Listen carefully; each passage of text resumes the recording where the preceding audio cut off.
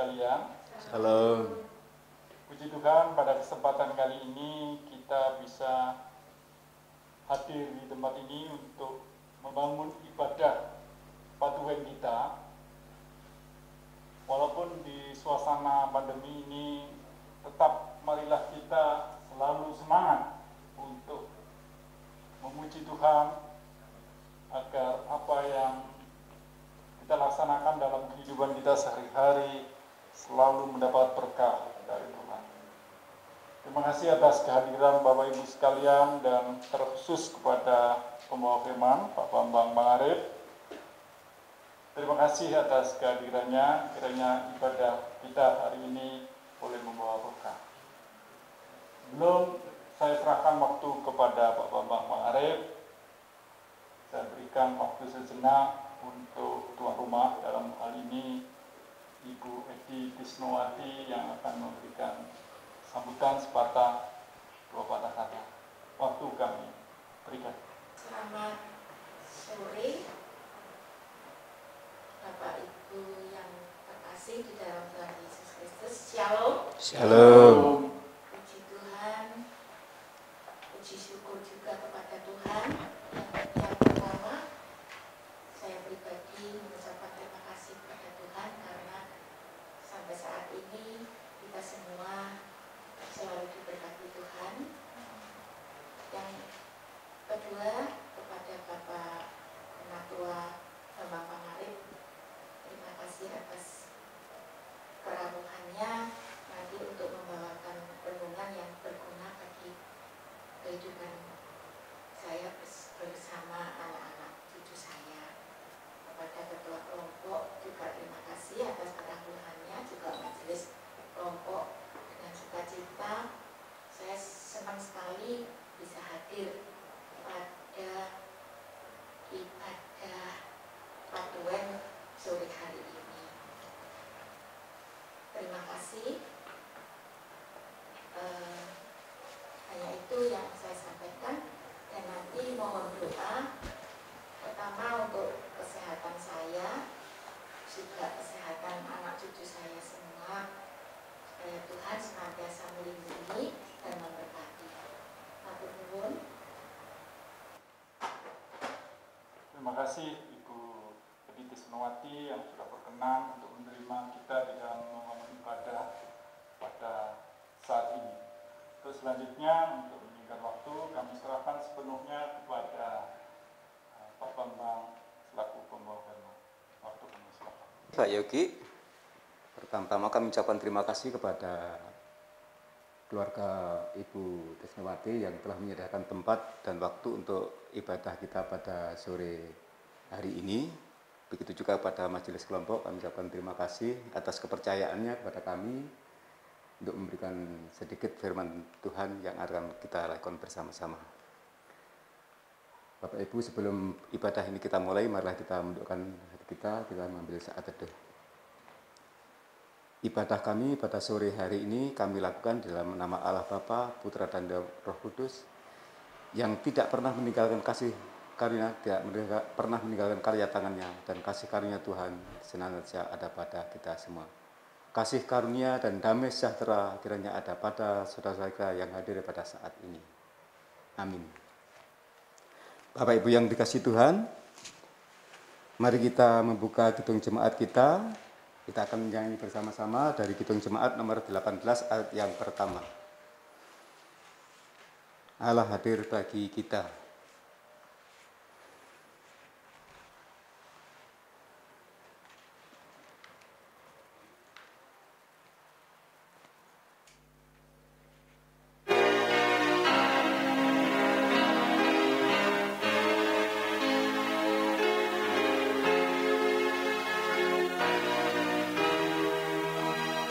Allah hadir bagi kita.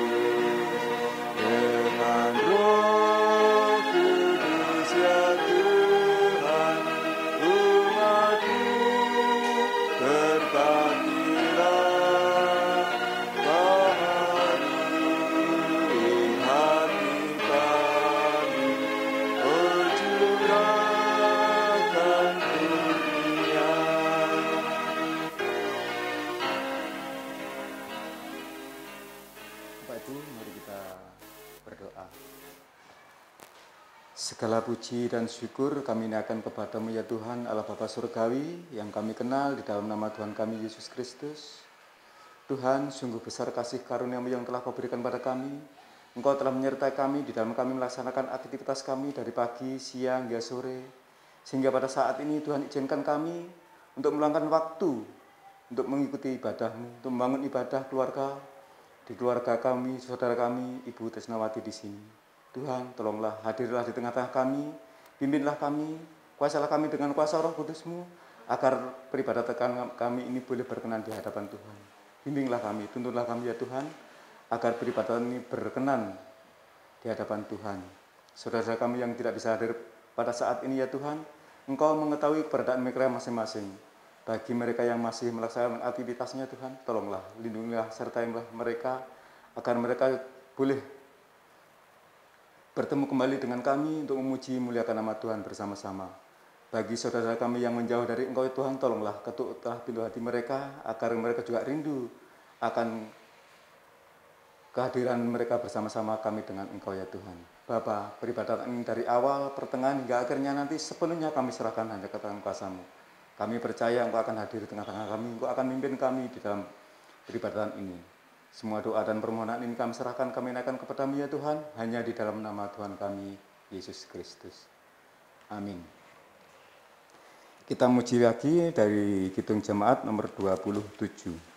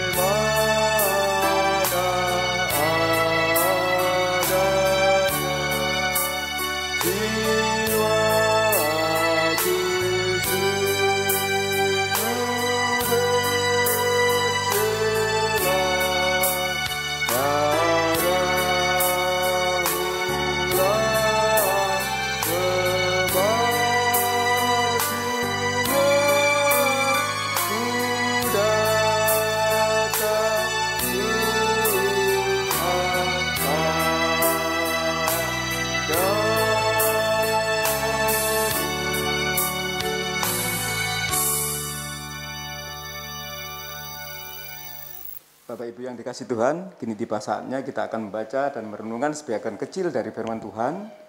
Firman Tuhan terambil dari Yesaya 11. Yesaya 11 ayat 1 sampai 10 yang akan dibacakan oleh salah satu anggota keluarga. Yesaya 11 ayat 1 sampai 10 ya. Raja damai yang akan datang. Suatu tunas akan keluar dari tubuh Israel, dan taruh yang akan tumbuh dari pangkalnya akan berbuah.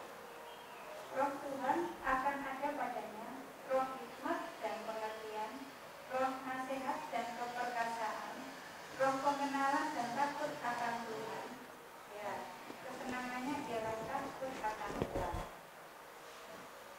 Ia tidak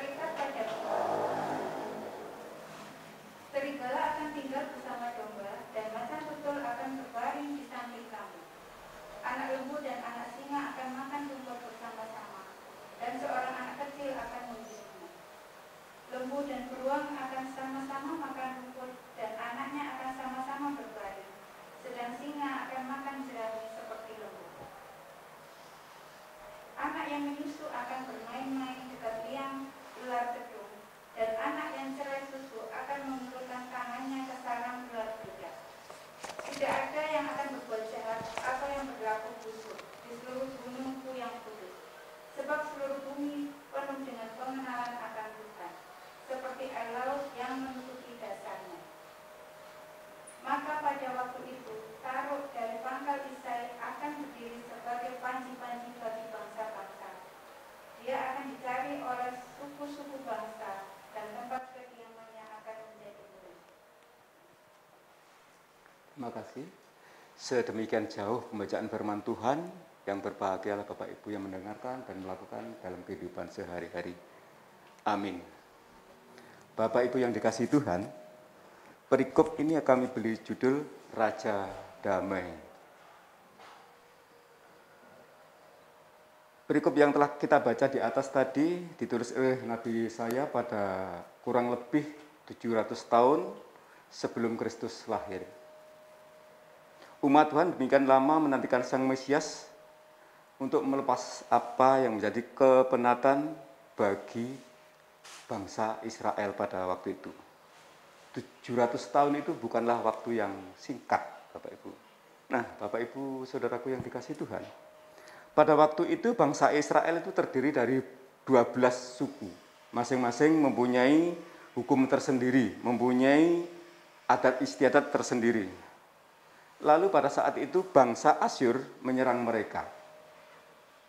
11 suku sudah dikalahkan oleh bangsa Asyur. Dan tinggal satu, yaitu Yehuda, yang belum dikalahkan oleh bangsa Asyur. Bayangkan, 11 bangsa sudah dihancurkan, sudah dikalahkan, sudah dijajah. Tinggal satu, yaitu bangsa Yehuda. Bangsa Yehuda hidup di tengah-tengah kepekaan, hidup di tengah-tengah kepanikan, hidup di tengah-tengah serba hal yang tidak menentu. Jadi bangsa Yehuda pada saat itu adalah bangsa yang sangat-sangat terjepit. Nah, begitulah bangsa Israel pada waktu itu. Nah, bangsa yang penuh dengan ketakutan, kekhawatiran di dalam penindasan, mereka sudah dikepung, bahkan kota yang disebut Benteng Nob itu sudah jatuh ke tangan musuh. Padahal Nob itu adalah lambang dari bangsa Israel. Mana pada saat itu Yesaya menubuatkan tentang Raja Damai. Sangat-sangat kontradiktif pada saat itu. Karena apa? Di tengah-tengah peperangan, di tengah-tengah ketakutan, di tengah-tengah kecemasan, kekhawatiran, justru ada salah satu nabi yang bernama Yesaya ini menubuatkan tentang Raja Damai. Bapak Ibu yang dikasihi Tuhan, kalau boleh kita melihat atau mengulas tempo dulu, mungkin kita akan juga senang. Suatu contoh, kita mengulas memori kita. Kita juga takut, kita juga senang. Nah, Bapak Ibu yang dikasihi Tuhan, kita sekarang sudah hidup jauh lebih beruntung dibandingkan pada saat itu. Karena kalau kita mengikuti, mengetahui bahwa orang dulu kita jauh lebih berdosa daripada orang-orang dahulu. Mengapa begitu? Mereka hidup sebelum Kristus lahir. Bahkan sebelum Kristus lahir aja, mereka tidak pernah berani mempermainkan anugerah Tuhan. Bagaimana kehidupan kita sekarang? Kita sering mempermainkan Tuhan, kita sering mempermainkan anugerah Tuhan. Apa yang diberi Tuhan kepada kita sering kita permainkan. Di tengah-tengah pergolakan pada saat itu Yesaya menubuatkan Raja Damai. Oleh sebab itu tidaklah mengherankan jika pada saat itu banyak orang yang sangat pesimis. Banyak orang yang sangat pesimis. Karena apa? Dalam keadaan gejolak seperti itu dia mengatakan ada Raja Damai. Sebagian orang berharap dan sebagian orang pesimis, ada sebagian orang yang bimbang. Mungkin benar, mungkin tidak. Termasuk golongan manakah kita pada saat ini? Apakah kita memang itu percaya bahwa Raja Damai akan datang, ataukah kita percaya itu sia-sia, ataukah memang itu adalah dongeng belaka. Bapak Ibu dikasih Tuhan. Mengapa Yesus lahir pada malam hari? Malam adalah lambang kegelapan dalam kehidupan kita. Dalam kepekataan masalah kita, kegelapan kehidupan kita itu lahir dan memberi terang. Kalau ia lahir di siang hari, pada saat itu mungkin tidak akan ada tanda, atau mungkin orang tidak akan tahu bahwa tanda yang akan membimbing ke kandang domba itu. Nah, Bapak Ibu yang dikasih Tuhan, Yesaya menubuatkan bahwa suatu tunas akan keluar dari tunggul Isai. Isai adalah ayah Daud. Mereka adalah keluarga pengembala dari Bethlehem. Bukan keluarga bangsawan, tetapi justru dari sinilah akan keluar tunas. Tunggul Isai itu akan tumbuh kembali. Hal itu mengingatkan kita akan Daud seorang raja besar. Bapak Ibu pasti sudah sering mendengar bahwa Daud adalah keturunan atau raja besar pada saat itu. Memang keturunan Daud itu menyebabkan keruntuhan dan kehancuran. Tetapi salah satu dari keturunan itu akan memulihkan kerajaan itu. Saya juga heran, mengapa Yesus itu berasal dari keturunan Daud? Seorang yang pernah jatuh dalam dosa, zina, pernah sombong dari segala apa yang dia miliki, bahkan jatuh dalam kelemahan. Tetapi mengapa Tuhan memilih Daud? Sebab justru dari kejahatan itulah Tuhan mendatangkan kedatangan Raja Damai yang akan memulihkan keadaan pada waktu itu. Mengenai Raja Damai itu dikatakan roh Tuhan ada padanya. Orang yang sudah lahir baru mempunyai ciri yang sama dengan Tuhannya, yaitu roh Tuhan ada padanya. Di sini dikatakan roh Tuhan ada padanya, bukan berada padanya. Jadi boleh dibedakan bahwa ada dan berada. Kedua hal ini lain sekali adalah yang berarti menguasai kehidupan sehingga menjadi satu. Itu bukan kita yang ngomong atau bukan siapa yang ngomong, tapi Alkitab sendiri yang menjelaskan seperti itu. Aku satu dengan Bapa, hendaklah engkau satu pun dengan aku, agar engkau menjadi satu sama seperti aku dengan Bapa. Jadi roh Tuhan ada pada kita. Kita terikat menjadi satu, kita tidak boleh mengatakan roh Tuhan ada padaku. Hanya ada pada waktu kebaktian. Mungkin waktu kita beribadah, kita semangat. Kita mau ibadah semangat, kita mau kumpulan semangat. Tetapi apakah itu dengan dasar bahwa kita adalah suatu panggilan, atau kita itu hanya mencari muka bahwa kita, wah si A itu kok sregep, si B itu kok sregep. Bukan itu kehendak Tuhan. Jadi kalau roh Tuhan pada diri kita itu, maka ada satu ciri yang tampak, yaitu roh hikmat, roh pengertian. Orang yang punya hikmat itu pasti mempunyai pertimbangan, sehingga membedakan mana yang benar dan mana yang salah, mana yang baik dan mana yang buruk. Roh hikmat dan roh pengertian itu tidak berarti bijaksana dalam mencari jalan atau liku-liku hidup, tetapi menentukan mana yang baik dan mana yang jelek. Siapa yang dapat mengatakan kalau orang menempeleng itu baik? Tapi kalau kita menempeleng diri kita sendiri, mungkin itu adalah boleh dikatakan mawas diri. Boleh dikatakan kita, oh aku salah, kenapa kita menyalahkan orang lain? Karena yang salah diri kita sendiri. Nah, Bapak Ibu yang dikasihi Tuhan, di dalam bacaan kita di atas dikatakan, kesenangan ialah takut akan Tuhan. Tidak ada orang yang menuliskan demikian kecuali nubuatan Nabi Yesaya ini. Tetapi orang yang mempunyai roh Tuhan di dalam hatinya, hobinya adalah takut akan Tuhan. Jadi takut akan Tuhan itu boleh dikatakan banyak hal, banyak persepsi. Mau melakukan ini, wah saya takut. Melakukan ini, saya takut. Udah saya mau ke gereja saja. Oh di gereja ada paduan suara, udah saya tak ikut aja lah. Itu adalah roh takut akan Tuhan.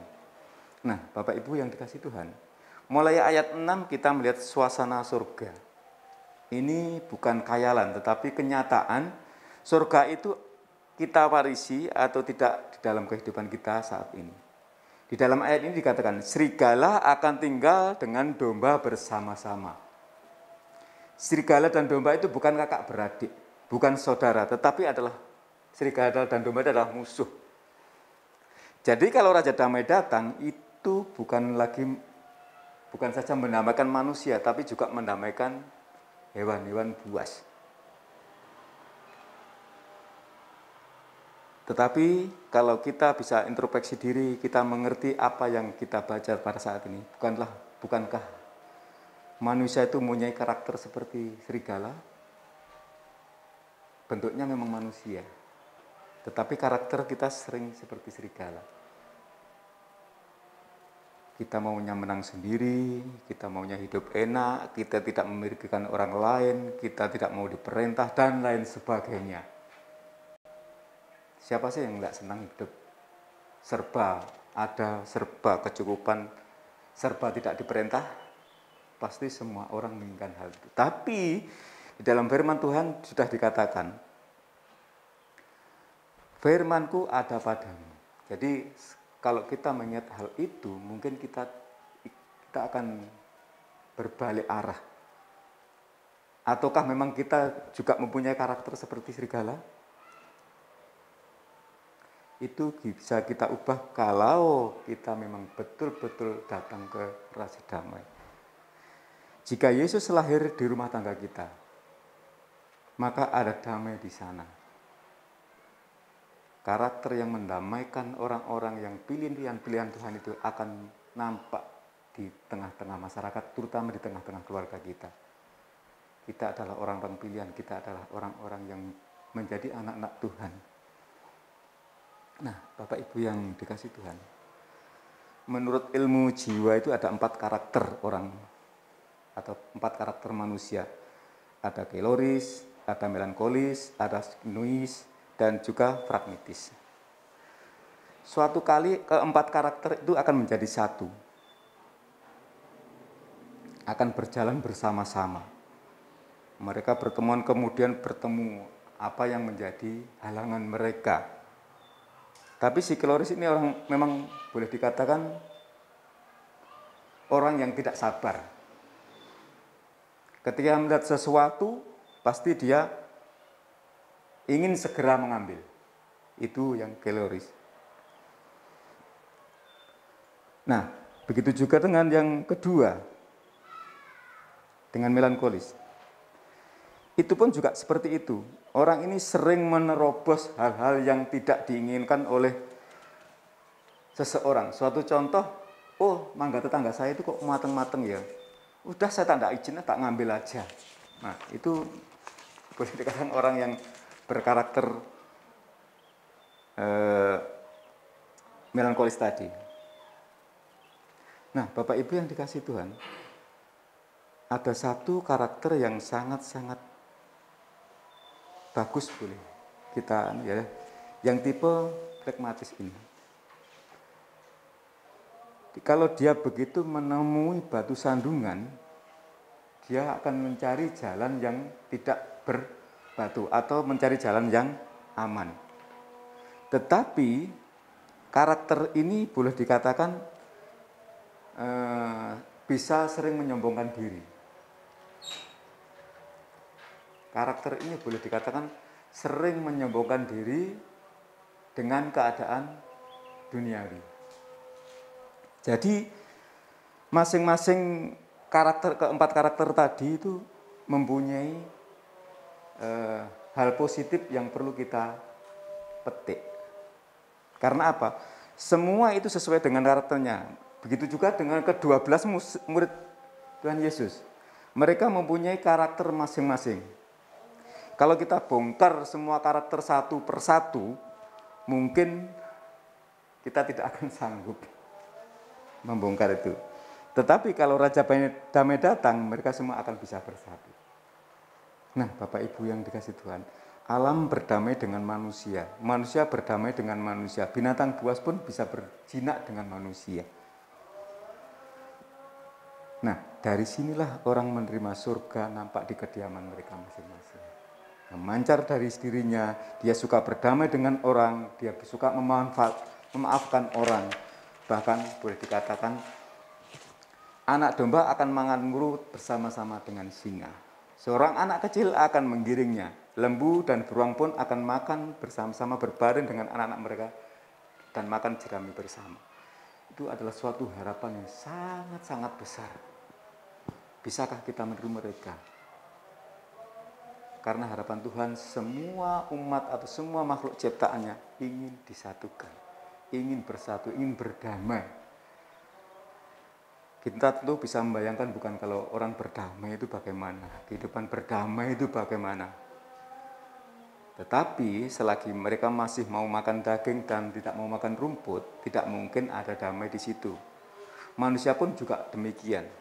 Masing-masing masih menunjukkan nafsu keduniawian, nafsu kedagingannya. Di dalam rumah tangga kita juga sering seperti itu. Kita egois. Aku sedina nyambut gawe di omah gini-gini. Apakah seperti itu yang kita harapkan? Apakah seperti itu ajaran Tuhan? Tidak. Tuhan mengharapkan di dalam kehidupan rumah tangga itu saling menghormati, saling menghargai, juga saling membantu. Oh si A repot, oh bojoku repot. Oh iya, saya mengerjakan. Oh anakku kok yang ini saya kerjakan. Begitu juga dengan anak. Oh ibuku kok kerepotan. Oh bapakku kok kerepotan, tak bantu. Itulah namanya rumah tangga yang boleh dikatakan sangat damai. Kami percaya bahwa sejak kecil anak-anak kita sudah kita ajarkan mengenai hidup damai. Begitu juga dengan ular pun sudah kehilangan bisanya apa yang dilakukan oleh Tuhan. Tidak ada yang berbuat jahat atau tidak berlaku buruk pada gunung batuku. Jadi Tuhan mengharapkan kita semua itu hidup damai, berdampingan apapun keadaan kita, apapun kondisi ekonomi kita, apalagi pada saat ini, kondisi yang sangat mengkhawatirkan, kondisi yang sangat menakutkan, mau ngomong, mau jabat tangan sama orang aja takut, bahkan mau bersekutu saja kita takut. Tapi kembali lagi kita kepada Tuhan bahwa semua ini adalah Tuhan yang menciptakan dan semua ini juga akan Tuhan yang akan mengambil. Tuhan menciptakan, pasti Tuhan akan memberikan obatnya. Kita percaya bahwa saat ini kita juga di dalam kondisi yang sangat-sangat pelik, sangat-sangat sulit. Kita takut akan segala sesuatu, kita takut akan berbuat apa-apa, kita takut akan perkumpulan, kita takut akan segala apa yang kita kerjakan. Tapi dengan nama Tuhan Yesus kita tidak akan takut. Nah, Bapak Ibu yang dikasihi Tuhan, kalau Yesus lahir, maka kediaman ini akan menjadi mulia. Karena itu kalau Yesus lahir di dalam hati kita, maka hati kita akan menjadi mulia. Kalau Yesus lahir di rumah tangga kita, maka rumah tangga kita juga akan menjadi mulia. Tempat mulia itulah yang saat ini sedang kita cari. Saat ini sedang banyak orang mencari. Kalau kita punya masalah, kepada siapakah kita akan mencari? Kepada siapa kita akan mengungkapkannya? Hanya kepada Tuhan, hanya kepada saudara-saudara kita yang betul-betul rumah tangga yang begitu harmonis, kita akan mencurahkan segala sesuatu kehidupan kita. Tapi dengan catatan, hanya Tuhan yang bisa memecahkan segala persoalan yang ada dalam kehidupan kita. Yesus lahir di kandang domba yang kotor. Kandang melambangkan hati kita. Kalau kita pikirkan bagian tubuh kita manakah yang paling kotor? Yang paling kotor dalam diri kita adalah hati kita yang kotor. Dari hati kita lah segala macam kejahatan dirancang. Dari hati inilah Yesus lahir di situ. Kandang yang kotor akan menjadi mulia oleh kelahiran Tuhan. Menjadi kemuliaan bagi semua orang. Oleh kelahiran Tuhan Yesus kita, hati kita akan ditambahkan menjadi mulia. Segala noda kenajisan dihapus karena maukah kita datang kepadanya? Maukah kita menyongsong kelahiran Tuhan? Dia lahir dalam hidup kita untuk menguduskan karakter kita yang semula menjadi bagaikan buas bagaikan serigala. Mari kita buang bersama-sama, kita rindu berdiam diri, kita rindu akan kedamaian dalam kehidupan kita, dalam kehidupan berumah tangga, bergereja, bahkan bermasyarakat ataupun di dalam lingkup pekerjaan kita. Kiranya Tuhan memberkati. Amin. Mari kita mengambil saat itu.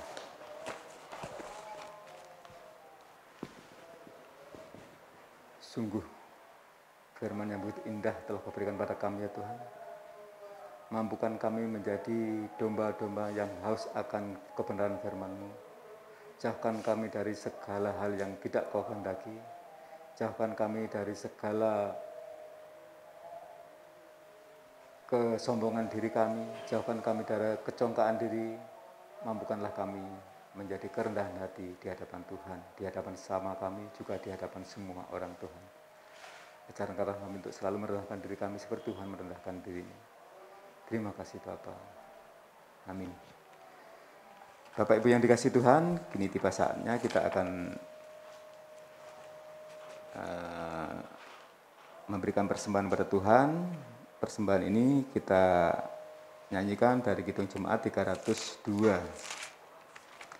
Kita nyanyi Kidung Jemaat 302, kita berikan persembahan sampai selesainya persembahan. Ku beri persembahan.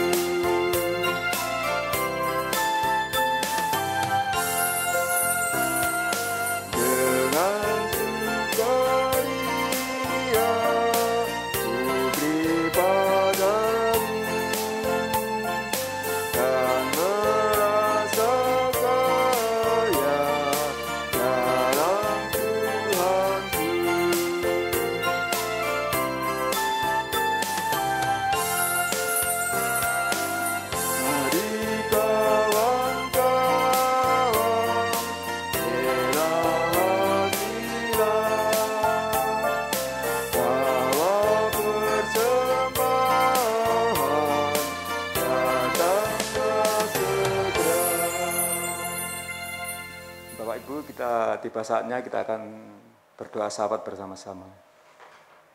Mari kita berdoa. Segala puji dan syukur kami akan kepada-Mu kembali ya Tuhan. Tuhan izinkan kami berterucut di hadirat Tuhan, mengaturkan rasa syukur dan terima kasih karena begitu besar firman Tuhan yang telah berikan pada kami. Tuhan telah mengingatkan kami sehingga kami boleh ambil bagian dalam kehidupan kami untuk memuji memuliakan nama Tuhan bersama-sama. Pakailah kami sebagai alat-Mu untuk merebahkan kerajaan-Mu di tengah-tengah dunia ini ya Tuhan. Bapa yang Maha Kasih, pada saat ini secara khusus kami berdoa untuk keluarga kami di sini, keluarga Ibu Edi Desnawati. Tuhan, Engkau mengetahui keberadaan mereka. Engkau mengetahui apa yang mereka butuhkan. Tolonglah Tuhan, berikanlah semua kepada mereka. Jauhkan ibu kami ini dari sakit penyakit. Jauhkan ibu kami ini dari hal yang tidak Kau kehendaki ya Tuhan. Jauhkan ibu kami ini dari segala sesuatu yang menjadi beban pikirannya. Berikanlah roh penghiburan, berikanlah roh kekuatan, agar ibu kami ini boleh selalu melayani Engkau, boleh selalu bersama-sama dengan kami untuk memuji dan memuliakan nama Tuhan bersama-sama. Tuhan, kami juga berdoa untuk saudara kami, Mbak Ella. Engkau mengetahui keberadaan juga ya Tuhan, tolonglah. Kalau Tuhan berkenan, cabutlah segala sakit penyakit yang ia derita. Ulurkanlah tangan kasih-Mu. Berikanlah pengasihan padanya ya Tuhan, agar saudara kami ini boleh sembuh, boleh seperti sedia kala, boleh bersama-sama dengan kami untuk memuji, memuliakan nama Tuhan bersama-sama, untuk membimbing anak-anaknya, untuk membimbing suaminya, bahkan berikanlah roh penghiburan padanya ya Tuhan. Berikanlah kekuatan padanya, berikanlah kekuatan iman padanya, agar apa yang ia derita, bukan karena Engkau ya Tuhan. Tuhan tolonglah, urapilah segala obat-obatan yang mereka minum. Dokter-dokter yang memeriksa dia, dokter-dokter yang menangani dia, perawat-perawat yang menangani dia, Tuhan tolonglah, lurahkanlah kasih Tuhan melalui mereka, agar saudara kami boleh sehat seperti apa yang dia harapkan. Obat-obatan yang dia minum, Tuhan tolonglah berkatilah, untuk pelantaran penyembuhan saudara kami ini. Bapa yang Maha Baik, ampunilah dosa-dosa saudara kami di sini, karena mereka juga menyadari bahwa mereka manusia penuh dengan kelemahan, manusia penuh dengan kekurangan, manusia penuh cacat dan celah. Tolonglah Tuhan, ampunilah dosa-dosa kesalahan mereka. Berikan kedamaian pada mereka, agar mereka berjalan seiring seturut dengan kehendak Tuhan. Sekali lagi Tuhan, ampunilah dosa-dosa keluarga kami di sini. bagi yang mereka sengaja maupun tidak sengaja. Ampunilah mereka. Bapa yang Maha Kasih, pada saat ini kami juga berdoa untuk gereja kami, khususnya Gereja Kristen Jawetan Jemaat Sukun. Tuhan, kami serahkan segala program-program yang tersusun, program-program yang telah dicanangkan, dan program-program yang akan datang. Tuhan, tolonglah berikan pada mereka orang-orang yang telah Kau pilih untuk membangun gereja kami, untuk mengatur segala keperluan gereja kami, terutama Bapak Pendeta, berikanlah roh hikmat pada mereka, berikan kekuatan, berikan kesehatan, berkati pelayanannya, berkati keluarganya, berkati apa yang mereka lakukan, karena semuanya ini adalah demi kemuliaan nama Tuhan semata. Bapa yang Maha Kasih, pada saat ini Kau juga berdoa untuk bangsa dan negara kami. Tuhan, Engkau mengetahui carut marut bangsa kami, Engkau mengetahui keberadaan bangsa kami. Tuhan, tolonglah berikan kekuatan pada pimpin bangsa kami dari pemerintah pusat bahkan sampai pelosok-pelosok desa. Berikan roh hikmat kepada mereka, agar mereka yang punya beban, agar mereka yang mempunyai tanggung jawab boleh melaksanakan tanggung jawab mereka sesuai dengan bidangnya masing-masing. Bapa yang Maha Kasih, pada saat ini kami juga telah mengumpulkan persembahan. Tuhan, tolonglah sucikan persembahan kami ini, agar persembahan ini boleh menjadi sarana pelebaran kerjaan-Mu di tengah-tengah dunia ini melalui gereja kami. Saudara-saudara kami yang telah Kau pilih untuk mengelola persembahan ini, Tuhan, kami percaya Kau memberikan takut akan dia, akan mereka melaksanakan tugas sesuai dengan kehendak Tuhan. Terima kasih Bapak, terima kasih. Jika sebentar lagi kami juga akan meninggalkan tempat ini dan kembali ke rumah kami masing-masing, tuntunan Tuhan kami harapkan dalam penyertaan kami. Jika malam nanti kami juga akan istirahat tidur bersama Tuhan, selimutilah kami dengan selimut kasih-Mu, agar kami besok boleh bangun dengan segar, boleh menikmati hidup baru, boleh menikmati hari indah pemberian Tuhan, terlebih boleh melaksanakan aktivitas kami selanjutnya. Sekali lagi ampunilah dosa-dosa yang telah kami buat, karena kami di bawah manusia dengan dosa. Ampunilah dosa kami. Terima kasih Bapa, terima kasih. Inilah seruan doa dan permohonan kami ini yang semuanya kami serahkan, kami naikkan kepadamu. Hanya di dalam iman percaya kami kepada Tuhan kami Yesus Kristus yang telah mengajar kami berdoa. Bapa kami yang di surga, dikuduskanlah nama-Mu, datanglah kerajaan-Mu, jadilah kehendak-Mu di bumi seperti di surga. Berikanlah kami pada hari ini makanan kami yang secukupnya, dan ampunlah kami akan kesalahan kami, seperti kami juga mengampuni orang yang bersalah kepada kami. Janganlah bawa kami ke dalam pencobaan, tetapi bebaskanlah kami daripada yang jahat. Karena Kaulah yang punya kerajaan dan kuasa dan kemuliaan sampai selama-lamanya. Amin. Ya, sebelum ibadah ini kita tutup, mari kita menyanyi dari Kidung Jemaat 410. Ayat 1 saja.